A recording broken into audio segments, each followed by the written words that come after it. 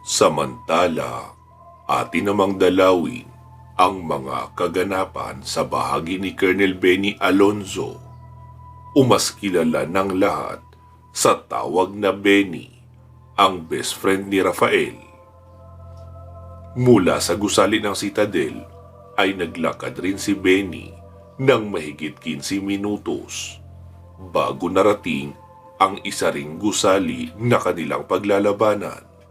Base sa nakapaskil sa harapan noong gusali, iyon ay ang City Finance and Audit Department.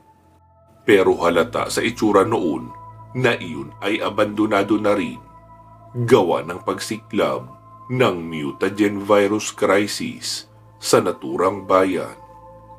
Imbes na pumasok sa may harapan, ay inikutan iyon ni Benny sa likurang bahagi ng gusali.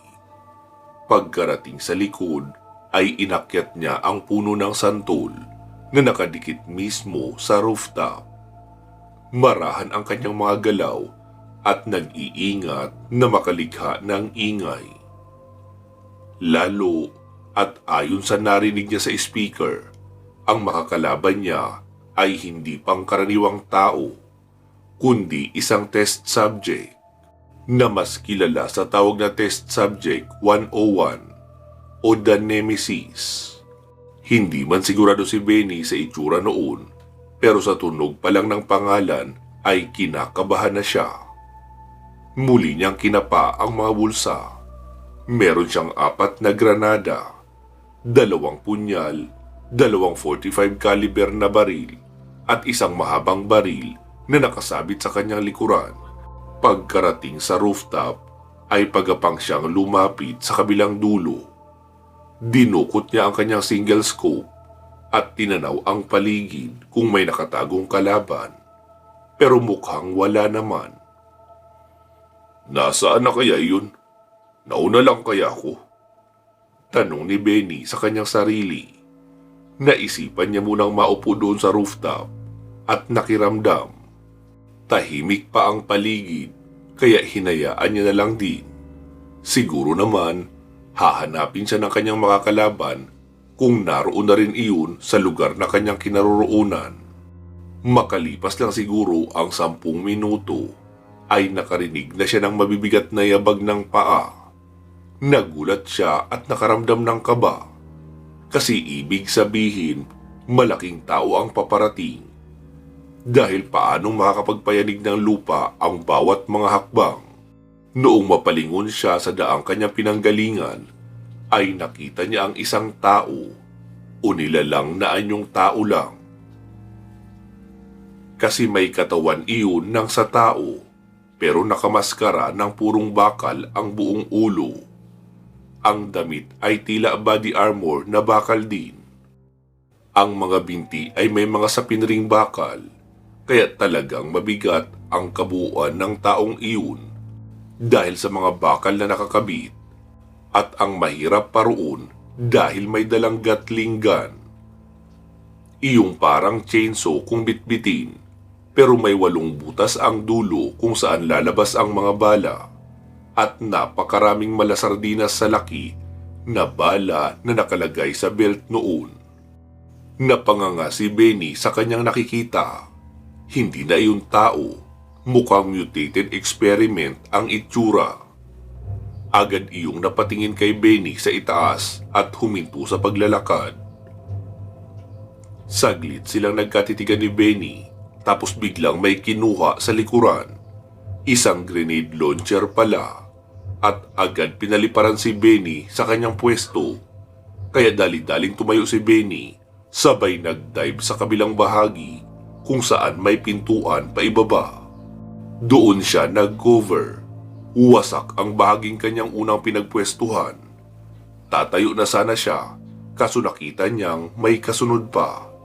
Kaya nanatili muna siya na nakadapa roon. Noong bababa na sana siya sa hagdan mula roon sa pintuan, ay saka naman nagpaulan ng bala sa may bahagi ng hagdan. Kaya napabalik si Benny paitaas ng rooftop. Agad niyang kinuha ang dalang lubid at itinali sa isang bakal, saka nagrapel paibaba. Nararamdaman niya na kasi napapakyat sa kinaroroonan niya ang halimaw na iyon o ang Nemesis test subject. Saglit siyang huminto at inabangan bago lumabas ang halimaw sa pintuan papuntang rooftop. Noong maramdaman niyang naroon na at malapit na makasampa sa rooftop level, ay agad niyang hinagisan ng 2 granada. Saka siya nagtuloy sa pagrapel pa ibaba. Pagkarating sa ibaba, ay inabangan niyang sumilip ang halimaw sa kanya. Pero naisip niya na sana ay napuruhan iyon noong inihagis niyang granada. Pero noong sumilip nga iyon ay mukhang wala namang gasgas. Itinutok sa kanya ang Gatling gun, sabay pinaulanan siya ng bala. Dali-daling inalis ni Benny ang tali na kanyang ginamit pa ibaba mula sa pagkakatali sa kanyang bewang at nagtatakbo papalayo. Sinubukan niya mag-cover sa may puno ng santol at gumanti ng putok gamit ang mahaba niyang baril. Pero matindi ang kalaban. Hindi iyon umiilag. Hinahayaan lang na matamaan ng bala ang katawan o maging ang ulo. Kaya naman napilitan si Benny na muling mag-cover. Mas maraming bala ang sumisirit patungo sa direksyon niya kaysa na ibabaril niya roon. At wala siyang itatagal dahil siguradong matatandad siya ng bala. Lalo at hindi naman umiilag ang Nemesis at patuloy lang sa pagbaril. Pakiramdam niya ay mapuputol na ang puno na kanyang pinagtataguan dahil sa malalaking bala na ipinuputok ng Nemesis at napakarami rin noong bala na tila ba hindi nauubusan. Palibhasa, nakakonekta ang Gatling gun sa tila bakal na backpack sa likuran noon na naglalaman din ng mga bala. Noong huminto ang putok ay muling sumilip si Benny para gumanti rin sana ng putok. Pero nanlaki ang mga mata niya noong makitang grenade launcher na naman ang hawak noon at nakatutok na sa kanya. Kaya naman agad na siyang tumakbo papalayo. Tinamaan ng grenade ang punong kanya pinagtataguan at nabali iyon. Mabuti na lang at nakaalis na roon si Benny, kaya hindi na siya nasabugan. Pero halos mabingi naman siya sa lakas ng pagsabog. Habang tumatakbo ay muli siya nagpapaputok paitaas, pero nawala na lang bigla ang halimaw. Saglit siyang huminto at humugot ng candy sa bulsa. Hayop ang nilalang na ito ah! Hindi tao! Hindi rin robot. Kaso, parang kombinasyon ng robot, halimaw at utak ng tao ang iniligay rito. Walang takot at marunong lumaban ng tama. Wika niya habang humihinga pa ng malalim. Noong muli siyang sumilip ay nakita niyang lumabas na iyon ang gusali. Anak ng tinapa! Ang daya niyo talaga, Black Triangle! Mismatch ito eh! Nakalimutan niyo ba na tao lang ako? Wala akong kahit anong kapangyarihan. Dapat siguro, kina Rafael ito eh. O di kaya kay Richard. May mga niraya ang mga iyon. At may mahiwagang sandata. Bulong pa ni Benny sa sarili, habang panay ang lakad takbo papalayo. Kailangan kong gamitin ang kasanayan ko sa labanan sa kagubatan. Baka sakaling dito ako makalamang sa halimaw na ito. Siguro naman, mas mauuna siyang mapagod kaysa sa akin. Dahil ang bigat ng dala niya eh. Bulong muli ni Benny sa sarili. Gumawa siya ng peking bakas na direksyon. Nagbali siya ng maliliit na sanga ng kahoy sa direksyon ng kanan. Tapos saka siya bumalik patungo sa kaliwa. Sa ganoong paraan ay ang kanan ang pupuntahan ng halimaw. Saka siya aatake sa likurang bahagi at pupuntiryahin niya ang bato. Baka sakaling may mas malambot na bahagi roon ang nilalang kung saan iyon din ang magiging kahinaan. Ilang saglit pa ay umupo na si Benny sa kabilang bahagi ng bato habang hinihintay ang kalaban niya. Noong marinig na ang mga yabag ay agad na siyang nagposisyon. Ilang saglit pa ay nakalampas na sa kanya ang nilalang. Nasa likuran na siya noon. Doon na siya tumakbo papalapit habang bumabaril sa bandang balikat. Inubos niya ang buong magasin ng kanyang mahabang baril, maging ang supply line ng Gatling gun patungo sa tangke sa likuran ay nagawa niyang maputol. Kaya noong muling itutok ng halimaw ang malaking baril, ay panay lang ang ikot ng revolver noon pero wala nang lumalabas na bala. Kaya ibinagsak na lang iyon sa lupa, pati na ang bakal na backpack. Ayos! Sa wakas, ibinaba mo na rin yan. Masayang wika ni Benny, pero muling nabura ang kanyang ngiti noong ang grenade launcher uli ang dinampot noon. Agad siyang naghagis na isang granada. Natumba lang ang halimaw dahil doon, pero hindi naman napuruhan. Muli lang ding bumangon, saka itinutok na kay Benny ang launcher at kinalabit. Muli na naman tuloy na pakaripas ng takbo si Benny para maghanap ng cover nang hindi siya mapuruhan ng grenade na papunta sa kanya. Sakto lang na bumagsak sa may paanan niya ang grenade bago siya nakatalon, kaya naabutan pa siya ng impact. Tila lasing ang pakiramdam ni Benny noong bumagsak siya sa kabilang bahagi ng puno. May alingaw-ngaw pa nga siyang naririnig sa kanyang tenga. Pinilit niyang tumayo at nilingon ang halimaw. Nakita niyang naglalakad iyon papalapit sa kanya. Kaya binunot niya ang 45 caliber na baril at pinaputukan iyon bago siya naglakad papalayo. Wala siya sa kondisyon na makipagmano-mano roon, lalo at hilong-hilo pa siya. Hanggang sa may makita siyang sapa na hindi naman kalaliman. Siguro hanggang bewang niya ang tubig. Agad siyang lumusong roon at sumiksik sa gilid na bahagi kung saan may uka ang lupa. Doon siya nahimasmasan at uminom na rin ng tubig, kaya muling gumaan ang kanyang pakiramdam. Noong maramdaman niyang malapit na sa kanyang kinaroroonan ang halimaw, ay sumagap siya ng maraming hangin, sa kadahan-dahang inilubog ang buong katawan sa posisyong nakapaupo. Lumusong na rin ang halimaw sa tubig. Tumayo lang iyon sa may gitna. 1 metro lang ang layo sa kinaroroonan ni Benny. Hindi siya madaling makita dahil papadilim na ang paligid at naroon siya sa may uka na bahagi. Nakita ni Benny na open ang bahaging gilid ng leeg. Kaya dahan-dahan niyang hinugot ang kanyang jungle knife dahil balak niyang saksakin na lang iyon doon para siguradong mapupuruhan, lalo kung maibabao niya ng malalim ang kanyang punyal. Dahan-dahan na nga siyang kumilos, at noong naroon na nga talaga siya sa may likuran, ay bigla na siyang tumayo, sabay saksak noong jungle knife sa gilid ng leeg noong halimaw. Pero nagulat si Benny noong iharang lang ng halimaw na iyon ang kamay na nakabuka pa ang palad. Kaya doon sa palad tumama ang punyal at tumagos sa kamay. Kasunod noon ay ang mapuwersang pagsiko noon sa kanyang mukha. Nahilo si Benny at natumba sa tubig. Binunot ng halimaw ang punyal at inihagis sa unahan. Dinampot noon si Benny at makailang beses binayo ng malalakas na suntok ang sikmura at mukha. Pinilit ni Benny na sumalag, pero sa sobrang lakas noon ay laglag ang balikat niya sa sobrang sakit. Bawat suntok noon ay napapasukan ng dugo si Benny. Maging ang ilong niya ay basag na sa lakas ng suntok.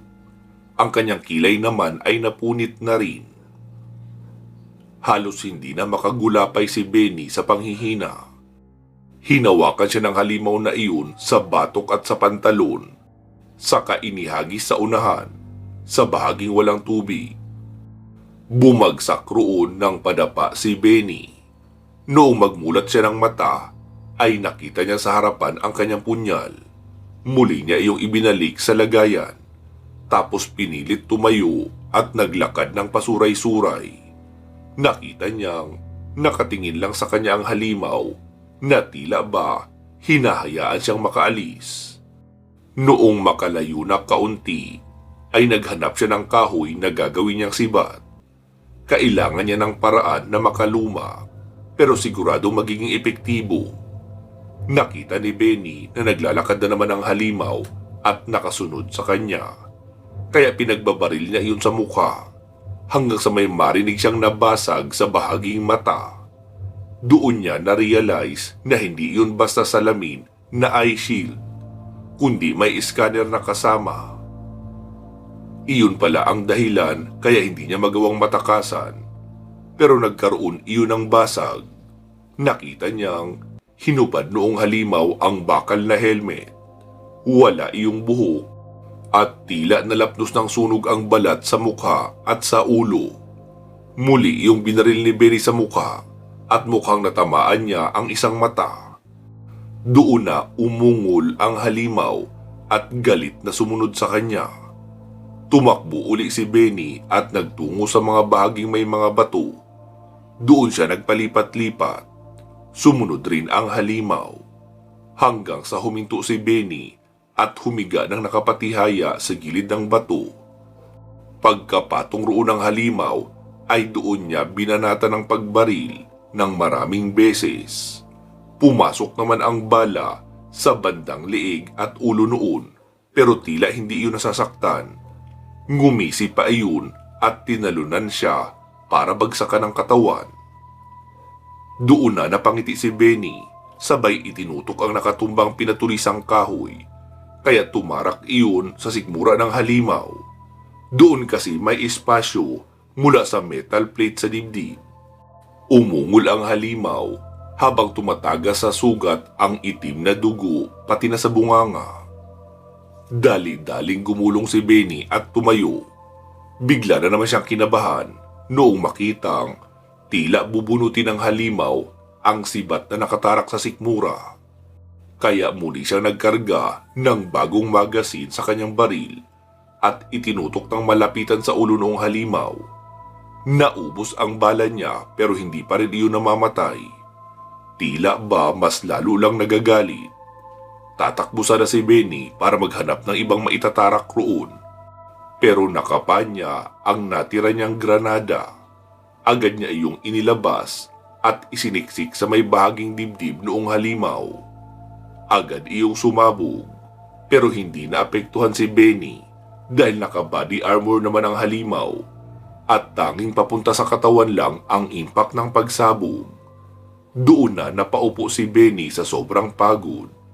Unti-unti na ring natutumba ang halimaw hanggang sa tuluyan na iyong napapikit at binawian ng buhay. Sumandal si Benny sa isang bato habang ipinapahinga ang nabugbog na katawan. Panay pa ang dura niya ng dugo. Dinukot niya ang kanyang waterproof na lalagyanan ng sigarilyo, saka nagsindi ng isa at ininjoy ang usok noon.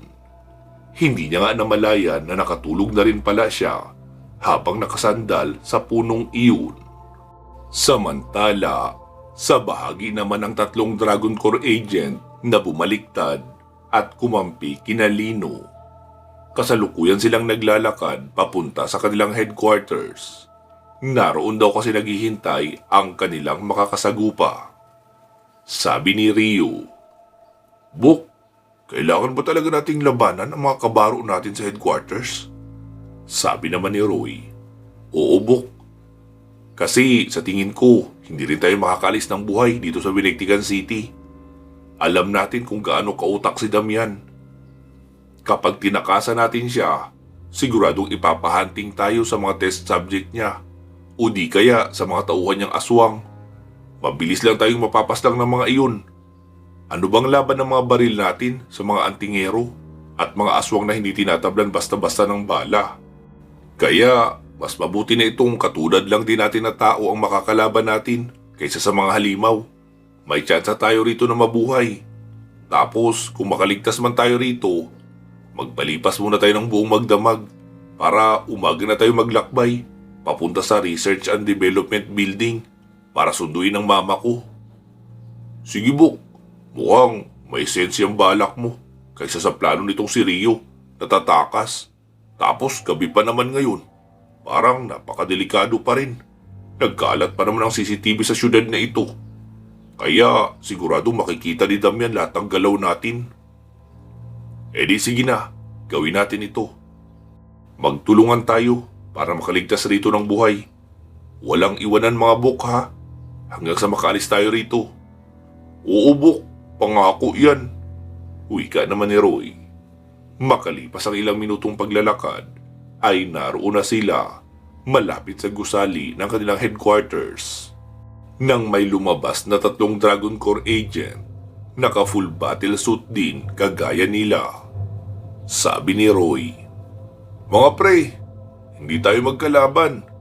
Narito kami para ayain sana kayo na makiisa at umalis na sa lugar na ito. Hindi nyo ba na-realize na walang silbi ang ginagawa natin rito? Kahit pa sabihing bayaran tayo ng malaki, kung magiging puro zombies naman lahat ng tao sa buong Pilipinas, ano pang silbi ng pera natin? Kumalas na rin kayo. Halos ubos na rin naman ang buong pwersa ng Dragon Corps. Hindi ko nga alam kung may natira pa maliban sa ating 6. Wala na rin kasi kaming ibang nakikita na kabaro sa paligid." Mahabang paliwanag at pangungumbinsi pa ng binatang si Roy.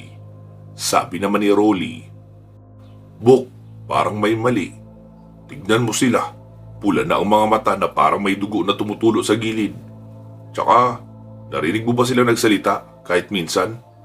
Puro pagpaling-paling na lang ng ulo ang nakikita ko eh." Sabi naman ni Rio, "Oo Bok, mukhang tama si Rolly. Hindi na sila normal na tao. Maaring nakagat sila ng mga infected. O di kaya sinadya silang turukan ng kakaibang serum para maging halimaw. Anong gagawin natin, Bok?" Di patamaan sa ulo. Parang mga infected lang din siguro yan sila. Tag-iisa na tayo. Kaya natin yan. Mga kasing katawan lang din naman natin eh. Agad na nga bumunot ng baril ang dalawa at punyal naman ang hawak sa kaliwang kamay. Agad na silang sinugod noong 3 agent na mukhang may turok ng serum. Pagkalapit roon ni Roy, ay aasintahin niya sana ang ulo. Pero laking gulat niya dahil napakisap mata lang siya. Nasa harapan niya na ang isang agent at binangga siya gamit ang katawan. Kaya bago pa siya makapagpaputok, ay tumalsik na siya sa malayo at nanikip ang dibdib sa sobrang lakas ng pagkakabangga noon. Ngumisi pa iyon na nakatingin sa kanya. Agad niyang tinutukan ng baril habang nakahiga pa siya. Pero kung makatakbo iyon ay napakabilis at pazigzag pa ang direksyon kaya hindi niya matamaan. Sinuntok siya sa mukha ng 2 beses tapos hinawakan siya sa kwelyo at muling ibinalibag sa malayo. Subsub si Roy sa talahiban. Si Rolly naman ay agad nagpaputok bago pa sila magkalapit noong agent na kanyang tinutumbo. Pero kahit anong baril niya ay hindi siya masyadong makaasinta. Nakatama naman siya ng ilang beses kaso sa tagiliran pero tila hindi yun tinablan. Kaya noong pagkalapit ay inundayan niya kaagad ng pagsaksak pero nagawa namang masalag. Nagpambuno sila habang hawak noong agent ang mismong talim ng kanyang punyal. Noong bombahin naman siya ng isang malakas na diretsong sipa, ay kumonekta iyon sa kanyang sikmura at napatalsik siya sa malayo. Habang nakayakap sa sikmura, binunot niya ang baril habang nakahiga upang muling pagbabarilin iyon pero hindi niya makita kung nasaan na. Hanggang sa makita niya na nga kung nasaan, kaso huli na. Nasa itaas niya na iyon. Tumalon pala iyon sa may puno at mula sa puno ay nagdive papabagsak sa kanya habang nakaamba ang pinatulisan na kamay na diretsyong pumasok sa loob ng kanyang katawan. Maging ang suot niyang uniforme at sapaw na black t-shirt ay hindi nagawang mapigilan ang matalim na kuko noon. Bumulwak na lang ang dugo sa bunganga ni Rolly noong bumao na ang kamay ng agent sa kanyang katawan at naiwan siyang nakadilat ang mata noong pigtasin papalabas ng dibdib ang kanyang puso. Nakita naman iyon ni Rio kaya napasigaw iyon bigla. "Rolly!" Napalingon na rin doon si Roy. Dali-dali niyang dinampot ang kanyang baril. Nagkunyari siyang walang malay. Noong dinampot siya ng agent sa kwelyo, ay agad niya iyong niyakap at sunod-sunod na pinaputukan ng baril sa ilalim ng baba. Kaya nagsitagos ang bala sa ibabaw ng ulo noon. Saka pa lang iyon namatay. Nakita niyang tinignan siya noong isang agent na pumatay kay Rolly. Kaya agad siyang umupo habang itinakip ang katawan noon sa kanyang ibabaw. Tila nagdududa ang agent na iyon kung buhay pa ba siya o patay na. Kaya dahan-dahan iyong lumapit. Noong makalapit ay agad niya ring binitawan ang patay na katawan noong agent at inabot ang kwelyo noong isa. Saka pinagbabaril din sa ilalim ng baba. Kaso nahawakan ng lalaki ang baril, kaya sa balikat lang tumama ang bala niya. Hanggang sa naubusan na iyon ng bala, binitawan ni Roy ang baril at dinukot ang kanyang punyal. Hindi talaga siya bumitaw sa kwelyo noon dahil alam niyang kapag dumistansya iyon sa kanya, ay talagang mahihirapan na siyang mahuli pa muli iyon. Gamit ang punyal ay pinagsasaksak niya sa katawan, pero panay rin ang salag noon, kaya palipat-lipat ang saksak niya. Pinagsusuntok rin siya noon sa katawan at sa mukha. Tiniis niya lang ang sakit dahil kailangan niyang matsyempuhan ang bandang liig, hanggang sa makakuha na nga siya ng tsyempo na isaksak niya iyon sa gilid ng liig. Pero alam niyang hindi iyon ganoon kadaling mapapatay, kaya binunot niya rin agad, sabay isinaksak sa ilalim ng kilikili. Noong sumalag sa ibaba ang lalaki, ay sa kanya ibinuhos ang buong puwersa at isinaksak sa gilid ng ulo ang punyal. Bumaon talaga iyon ng malalim. Sa kanya tinadyakan ang gilid ng tuhod noon na nagpaluhod sa lalaki. Gamit ang kaliwang kamay, ang buhok ang kanyang hinawakan, habang ang punyal naman ay nasa kanan na patuloy niyang idinidiin at nakikipagtagisan sa lakas ng agent na iyon, hanggang sa dahan-dahan na iyong nanghina. Kaya doon niya na binunot ang punyal, sa kabuong pwersang binayo ng malakas na bagsak ng paa ang ulo noon at nabasag rin iyon. Dahil na rin siguro sa may bakal naman ang gamit nilang sapatos. Nakita niyang nakahiga na si Rio sa lupa at nakapigil sa pinatulisang kamay noong agent na ibinabaon na rin sa dibdib nito. Dali-daling tumakbo papalapit si Roy roon. Kinapa niya ang isang granada sa bulsa at tinanggalan ng pin. Ipinasok niya iyon sa likurang bahagi ng damit noong agent, saka sinipa ng 2 beses sa sikmura at ibinalibag papalayo. Sakto lang rin na pagkasubsob noon sa unahan ay saka palang sumabog.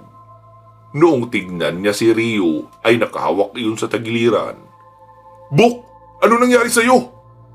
"Bok, may tama ako," sagot naman ni Rio. Noong alisin ni Roy ang kamay ng kaibigan ay nakita niyang ang laki rin pala ng butas ng sugat noon. Mukhang nasaksak na ng pinatulisang kamay, pero sa may bandang sikmura. "Bok, ayoko pang mamatay," umiiyak na wika ni Rio. "Hindi ka mamamatay, Bok. Kaya mo yan. Hawakan mo mabuti ang sugat mo. Siguradong may first aid kit tayo dyan sa loob." Agad niyang inalalayan ang kaibigan papasok sa loob ng headquarters nila. Pero wala na rin sa ayos ang opisinang iyon. Mukhang pinasok na rin ng mga infected. Nagkalat ang mga kagamitan sa loob. Noong tignan niya ang medicine kit sa gilid ay wala na iyong laman. Napasampal na lang siya sa noo sa desperasyon. Naghanap siya ng tela na itatapal sa sugat para sana ibenda roon. "Bok, huwag mo ako iwan. Natatakot ako. Dito ka lang," wika pa ni Rio, kaya tinabihan iyon ni Roy. "Bok, bakit wala na ako makita? Namamanhid na rin ang katawan ko." "Bok, lakasan mo ang loob mo. Dito ka lang muna. Hahanap ako ng gamot sa itaas. Makakaligtas ka pa. Basta maisara lang muna natin yung sugat mo." "Huwag ka nang umalis, Bok. Alam kong mamamatay na ako. Ayokong mamatay mag-isa. Kaya huwag mo ko iwan." Wika pa noon habang umiiyak. Hindi naman matiis ni Roy na pagmasdan lang ang kaibigan na malagutan ng hininga. Pinilit niyang alisin ang kamay noon na nakakapit sa kanya, sabay takbo pa itaas sa second floor upang maghanap ng paraan. Sinipa niya ang isang nakasaradong pintuan at doon siya nakakita ng medicine kit na may laman. Kumuha siya ng maraming gasa, pangbenda, betadine at alkohol. Saka siya dali-dali tumakbo pa ibaba. "Buk! Nandito na ako! Huwag kang mag-alala! May dala na ako pang benda! Makakasurvive tayo rito pareho!" Wika niya at agad inilabas ang mga gagamitin. Pero napansin niyang hindi na sumasagot ang kaibigan. Nakalaylay na rin ang mga kamay noon na mukhang wala ng lakas. "Buk! Buk! Huwag kang mamamatay, Buk! Makakaalis pa tayo rito! Di ba? Nangako tayo sa isa't isa na walang iwanan? Magkasama tayong tatakas!" Sigaw pa ni Roy, pero malaki ang hinala niyang patay na ang kanyang kaibigan. In denial lang siya. Hanggang sa ilapat niya ang daliri sa gilid ng leeg noon, wala na talagang pulso kahit mahina. "Buk, bakit naman ganun? Bakit niyo ako iniwan?" Wika niya habang mahigpit ang yakap sa ulo ng kaibigan. Makalipas ang kalahating oras ng pagluluksa, ay hinatak niya ang kurtina at binalot roon ang katawan ng kaibigan. Saka siya umakyat sa second floor at pumasok sa loob ng isang silid. Hinarangan niya ng mga lamesa ang pintuan para hindi siya mapasok ng mga infected habang siya ay nagpapahinga. Noong tignan niya ang kanyang katawan, ay puno siya ng malalaking pasa at halos mangitim na nga. Maging ang kanyang mukha ay punong-puno ng mga sugat mula sa malalakas na suntok noong agent na kinalaban niya. Matapos mapahiran ng betadine ang mga sugat, ay naghanap siya ng tubig na maiinom. Saka siya nahiga para magpahinga. Pansamantala po muna natin puputulin dito itong ating kwento. Magsama-sama po tayong muli sa part 298. Mag-iingat po kayo palagi at hanggang sa muli.